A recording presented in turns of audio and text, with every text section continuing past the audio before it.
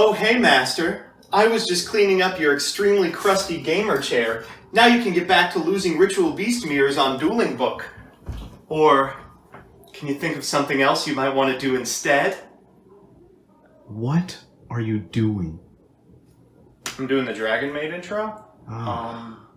Well, could you be less horny? Listen, it's been a long quarantine. Good afternoon, jank enthusiasts. I'm MBT, and this is 10-Minute Testing.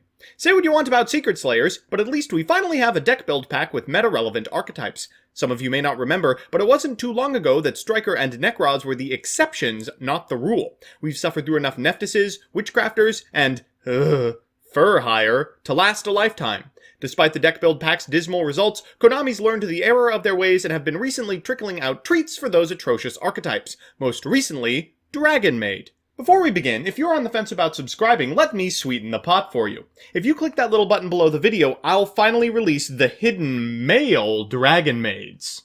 So here's the list, and well, don't you look silly thinking there were going to be combos in here. As always, I'll give you a background about the archetype, a little bit of a discussion about what I hope the deck can do, and of course, the card by card. But first, this video is sponsored by Yu-Gi-Oh! Pro Deck. Yu-Gi-Oh! Pro Deck is an online strategy site for our mutual favorite card game. It's got a deck builder, card database, and a wealth of strategy articles. It's also where I post the Quarantine Series deck breakdowns, so give it a look at www.ygoprodeck.com. Now let's get down with Dragonmaid.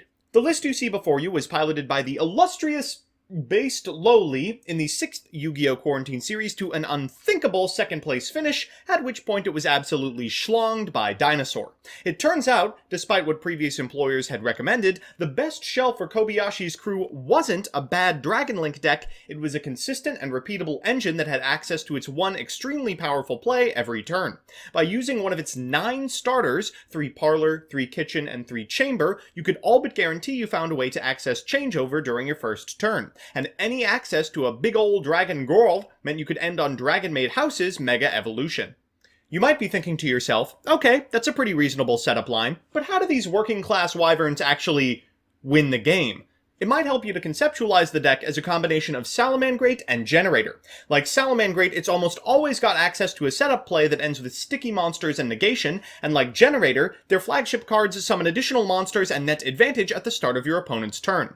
House 2 summons a Dragonmaid from the graveyard during standby, triggering their effect and enabling tag outs and additional pluses should the negation transform her into her nerdy counterpart. All in all, it's a recursive, low-investment, jack-of-all-trades series of monsters that can out-advantage even the most powerful plussers in the format. So with that, let's get into the card by card.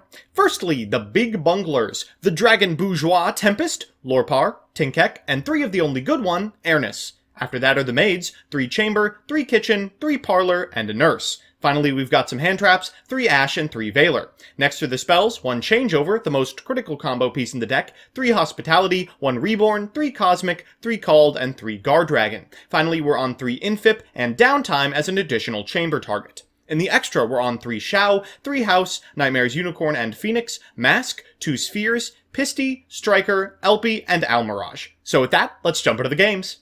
Our first match is up against Guru. Guru! The control deck for individuals who found True Draco just a little bit too challenging. Unfortunately, not only is our opponent going first, they've drawn just about as well as Guru possibly can. We've opened okay, and I'm very pleased with having drawn the Ash Blossom as I discard it in the face of Pot of Extravagance, just for our opponent to follow it up with a copy of Hidden City. Okay, there's the punish. They're going to get a copy of Guru, activate its effect as they flip it up with their copy of Hidden City, and add a Fiendess to hand. They'll set a Solemn and pass it back to us. For turn we draw another Ash Blossom. We're going to normal summon a copy of Parlor. It will be Solemned. Afterwards, we'll fire off a Monster Reborn, prompting the Fiendess, and now that the shields are down, we'll fire off this copy of Hospitality, bringing back this copy of Parlor, and sending a copy of Lorpar in the process. We'll activate Parlor's effect for a copy of Changeover and proceed to battle phase so we can return it to the hand for Lorpar from grave. In main phase 2, we'll activate Changeover, returning the Lorpar to hand, and then activate Changeover to get ourselves a copy of Shao. We'll pass it back to our opponent, who for turn will draw a copy of Ash of their own. We'll activate Shao's effect for a Parlor, and we'll activate Parlor's effect, which will be met with an Ash Blossom, which is no big deal. They'll proceed to main phase 1 and flip up their copy of Guru. As they activate the effect, we will activate Shao, and thankfully there is no Fiendess. That means we'll go into House, so normal summon a copy of Archer. We will return this copy of Parlor in the battle phase, triggering the effective House and destroying the Archer, then ashing the summon. I'm feeling pretty good. In main phase 2, they're going to go ahead and activate the Hidden City number 2 from their hand, but unfortunately, they're not going to be able to set it because they've already performed their normal. We should be able to easily kill them this turn. We'll go ahead and activate the Graveyard effect of Changeover, putting this Parlor back in hand, a full house, and we'll fusion summon a Xiao as well before normal summoning a Parlor Dragonmaid, setting a chamber just in case anything goes wrong, and returning it to hand at battle phase for Lorepar. We'll get in for well over lethal.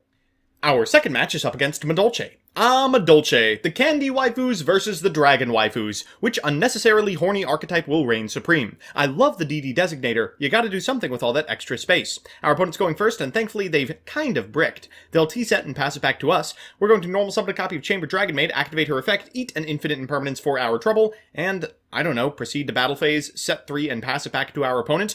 Realistically, what are they going to do from this position? They draw a second copy of Designator, they're going to tribute summon a Pudding Cess, and ooh, that's a rough card to out. They'll go to the battle phase, we'll activate Chamber Dragonmaid's effect, going into a Tinkek, and then they'll pass it back. From here, we should be able to win the game. We'll go ahead and normal summon a copy of Chamber Dragonmaid, and thankfully neither of those two set cards are infip. We'll activate Changeover to get ourselves a copy of Xiao, then we'll activate Infinite Impermanence, targeting our opponent's copy of Madolche Pudding Cess before walking over it. They'll activate the effect, but of course it will be negated. Afterwards, they'll activate the effect of Pudding Cess, putting it back in the hand, but luckily for us, that's a 5-star monster. For turn they draw a copy of Called by the Grave, we get back this copy of Chamber, then we'll activate Chamber's effect to get a copy of Hospitality. They'll activate Designator, calling Ash, and then the second one calling Valor now that they know what's in our grip. Next, they're going to set one card and pass it back to us, but no starter means that we should win. We'll activate Xiao's effect to bring back Tinkek, and then in main phase 1, activate the effect of Changeover, putting back this copy of Chamber, and then normal summoning the Chamber to get a copy of Downtime to hand. We'll activate this Hospitality in order to get the kitchen out of our hand, and send a copy of Airness to the graveyard. We'll activate Changeover, they'll chain Called by the Grave to let us know, yes, you are okay to kill me. We'll go to battle phase, trigger the effect of Chamber Dragonmaid, get in with Tinkek and Xiao for well over lethal. So it's time for game 3, and you know what that means, a best of 3 versus meta. Now I will begin this with a bit of a preface. Based Lowly never had to contend with the Secret Slayer's meta. That's because in the tournament in which he placed second, the PPG list was in effect. As a result, our opponent's Adamancipator deck will be a first for the archetype. Let's see if we can take it down. We're going to lead with a copy of Parlor Dragonmaid, sending a copy of Chamber from the deck to the graveyard before bringing it back with a Hospitality, and triggering her effect to, unsurprisingly, add a Changeover to hand. We'll fire off the Changeover, getting a copy of Xiao, then Changeover's graveyard effect, returning this copy of Parlor, setting 2, and passing back to our opponent. In standby phase, we'll trigger the effect of Xiao. It will be met with a Called by the Grave, but no big deal, we can still summon this copy of Parlor from hand, and use her effect to send a Chamber for future turns. Our opponent will Foolish, then attempt to bring it back with a copy of Adamancipator's Signs. Thankfully, we can Called by the target. Afterwards, they'll special summon a copy of Adamancipator Analyzer and find off the top. Oh, shoot. Okay, well, a Dragai will draw them a card, and unfortunately enable a significant amount of plays. Afterwards, they'll normal summon a copy of Jet Synchron, and thankfully we have the second Called by the Grave, so we don't have to contend with Hauk just yet. They'll then, synchro summon a copy of Dragai. We will Xiao, but unfortunately this copy of Almirage means that it won't be destroyed, just negated. We'll go into House, and then they'll proceed to battle phase. We can trigger the effect of House, but Almirage lost until the end of turn, so they're able to ram into our monster. We'll return Lorepar to the hand to special summon this copy of Parlor. They'll use Dragai to put this copy of Dragai back, and they'll pass it back to us. Well, with the knowledge that Dragai is on top of the deck, we can go pretty far here. We're going to lead with a copy of Changeover for a copy of Xiao, attack directly for 35, and then pass back to our opponent. In standby phase, we'll activate the effect of Xiao once again. We're going to special summon this time a copy of Chamber from the graveyard, whose effect we will activate to get a copy of Hospitality to hand. They'll go for Analyzer, they'll special summon it, and then activate its effect. We will activate the effect of Xiao, knowing the last card in hand is a Dragite. We'll go into a House, they'll set 1, and they'll pass. This should be easy pickings. We'll activate the effect of House in standby, special summoning a Parlor, activating its effect in order to send a Nurse. In main phase 1, we'll link summon a copy of Spheres, then bring back this copy of Nurse with the Hospitality, activating Nurse's effect to get back this copy of Chamber. We'll activate Chamber's effect in order to add a copy of Downtime, proceed to battle phase, using both the effect of Nurse to bring back Ernest and the effect of House to destroy our opponent's last remaining monster. To add insult to injury, when we attack directly with Ernest in damage step, we'll activate Tinkek to get in for lethal. So it's time for game 2, and the cruel mistress of Yu-Gi-Oh! Sometimes we go first, sometimes we go second. Unfortunately, our opponent is going to be able to set up through 0 hand traps. They'll lead with Foolish Burial.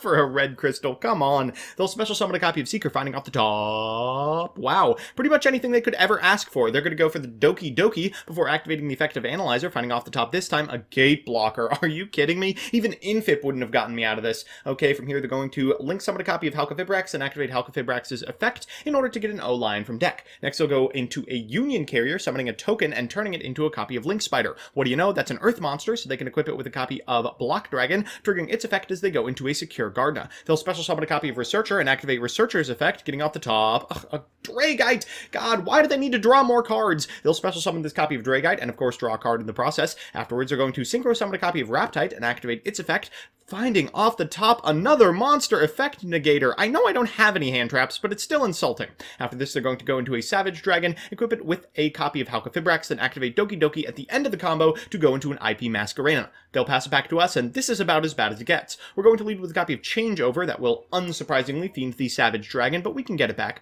We'll normal summon a copy of Chamber, we'll activate Called By on our opponent's chained copy of Ash Blossom. Oh, but this Raptide is on. And they'll banish the Changeover. And we don't have any other changeovers. Oh my god, did we just lose the game to DD Crow? Okay, we'll activate the effect of Kitchen. It will fiend an Appaloosa. I guess we can link summon to Spheres, but yeah, let's go next. So it's time for that all-important Game 3, and we're going first. We have the setup. We should be able to do this. We're going to start with a normal summon copy of Parlor Dragonmaid. We're going to activate its effect to send a copy of Changeover to Graveyard, activate Changeover's Graveyard effect to put the Parlor back in hand, then fire off the Changeover to go into a copy of Xiao. We're going to set 3 and pass it back to our opponent. In standby phase, we'll activate Xiao's effect, special summoning the Parlor from Graveyard and activating its effect to send a copy of Lorepar from deck. This is as good as it gets. Our opponent's going to lead with a Guardian. Talk about high roll. Okay, we still might be able to do it. We have 2 copies of Infip set after all. They're going to go for a Researcher, finding Raptide, eh? Afterwards, we're going to activate the effect of Seeker, finding off the top a Gate Blocker. Oh my god, that's so bad for us. We want to be negating the Halqifibrax, but we can only do that if we can target the monster. They're going to go into Halq to get a copy of O-Lion from deck. Afterwards, we're going to link summon a copy of Union Carrier, then activate the Graveyard effect of O-Lion to go into a token and a Link Spider. That's Earth, so they'll be able to equip a copy of Block Dragon from deck. Thankfully, we do have the Cosmic Cyclone, so we will not have to contend with that this game. They'll go into a Raptite, then activate the effect of Signs. Oh no, they'll be able to stack a copy of Analyzer on top, which they can go for off of this copy of Raptite. God, the whole thing's being done under a Guardian! They're going to go into an Analyzer. Next, they're going to synchro summon a copy of Dragite. This is really, really bad. They're going to go for the Analyzer here, finding off the top.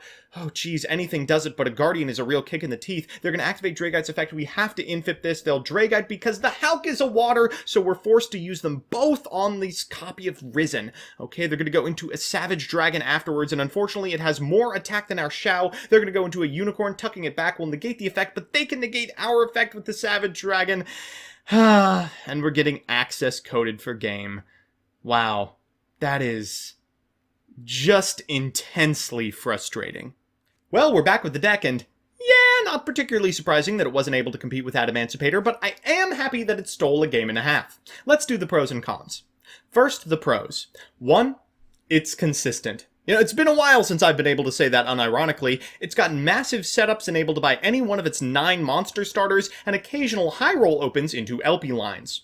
2, it does stuff no other deck does. Sure, placing negates on board isn't exactly new territory, but outside of Gladiator Beast, they usually don't boast 3,500 attack. And 3, finally, there's a non-disgusting reason for Kitchen to be a $60 card. And the cons. 1, it's got a pretty low ceiling. Even with best case setups, it's nearly impossible to make anything more powerful than Xiao Pass. 2, it has a really hard time dealing with established boards. Unlike Salamangreat, which is amazing at chewing through setup, one well-timed negation or bounce can end your turn. And 3, it's expensive. The waifu tax is very real, and nowhere is it realer than here. All in all, this archetype is extremely underrated and surprisingly powerful. That said, it's unlikely to be anything more than a pocket pick for based lowly for the foreseeable future. So that's that. As always, thanks to my patrons, Meepmoto27, Dominic Ernst, Alex Perea, Candyman, Crispy, Mika Reichman, Sutakion, Stevie Blunder, Tyler Slacks, Tyrese Biggums IV, Andrew Horseman Lindemann, Austin Zell, Chad Bortz, Presley Casey IV, Moira Brownwolf, Angry Bread, Lucky Number 5, Amid Elefandi, Nick Extreme 99, Miyuna Arashi, Jason Leonard, Andrew Boyko, Dunkoro, Nick Dolores, Marty Caldwell, Blue Boy, Shane Meadow Edits Pronga, David Daniels, Red Eyes, Arcan, Jose Luis Cortez, Yuri's Best, Mike Carlotti, Meds for Feds, Josh, CJ Alex, Darcy Tevz, Mitchell Cook, Sam Soon, Kurakaze, Chorps Away, Haruf, Jane Linya, Lucas Hansen, Algis, Marcin Kavicius, Lavender Lemonade, Zach McKee, Gustavo Secon, Siberian Rabbit, Pro FP2, Gamer Games, Michael Oskvark, Dan the Man Hoban, Billy Williams, Connor Kidd, Dive Missile, This Machine 237, Blah, Blake Root, Standards Objective, Jeff Leonard, Emperor Stove, TJ Steakhouse, Pro Yugi Dad, Picnic Blast It, Lawrence, Gel Du Rado, Ernesto Ibarra, Fighting Fang Wong, Donnie Fillerup, Isaac Jackson, Second, Lucas Geertis, Adam Trevino, Adrian Bra, Andrew Benson, Distrin, and